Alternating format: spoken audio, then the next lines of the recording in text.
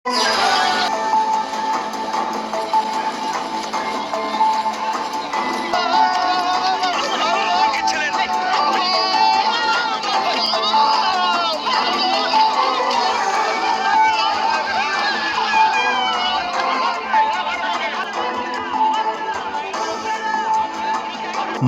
কয়েক ঘন্টার ব্যবধানে রণক্ষেত্র হয়ে উঠল দক্ষিণ চব্বিশ পরগনার বারুইপুর।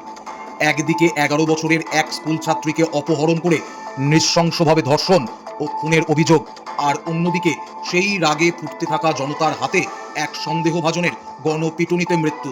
কি ঘটেছিল আসলে, আসুন জেনে নিই সম্পূর্ণ ভেরিফাইড তথ্য। ঘটনাটি ঘটেছে 4ই জুলাই 2026 শনিবার।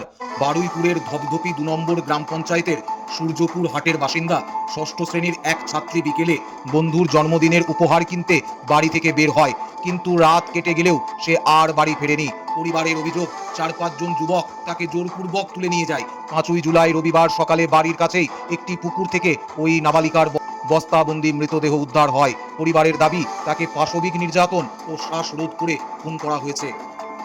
দেহ উদ্ধারের খবর ছড়াতেই জ্বলে ওঠে বারুইপুর। দোষীদের গ্রেপ্তারের দাবিতে স্থানীয় মানুষ রাস্তা ও রেল লাইন অবরোধ করে বিক্ষোভ শুরু করেন।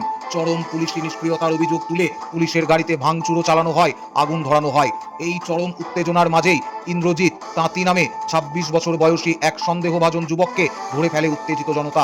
পুলিশের সামনেই তাকে নির্মমভাবে গণপিটুনি দেওয়া হয়। পরে পুলিশ তাকে উদ্ধার করে হাসপাতালে নিয়ে গেলে চিকিৎসকেরা মৃত ঘোষণা করেন। পরিস্থিতি হাতের বাইরে চলে যাওয়ায় বিশাল পুলিশ বাহিনী ও কেন্দ্রীয় বাহিনী মোতায়েন করা হয়। আইজিপি প্রেসিডেন্সি রেঞ্জ কঙ্কন প্রসাদ বারুই আন্দোলনকারীদের আশ্বস্ত করেন যে কোনো অপরাধীকে রেয়াত করা হবে না। ঘটনার তদন্তে অতিরিক্ত পুলিশ সুপার পিনাকি দত্তের নেতৃত্বে 6 সদস্যের একটি বিশেষ তদন্তকারী দল বা সিট গঠন করা হয়েছে। মূল ধর্ষণ ও খুন মামলার পাশাপাশি সরকারি সম্পত্তি নষ্ট এবং আইন নিজের হাতে তুলে নিয়ে গণপিটুনিতে খুনের অভিযোগে মোট 3টি পৃথক মামলা রুজু করেছে বারুইপুর থানার পুলিশ।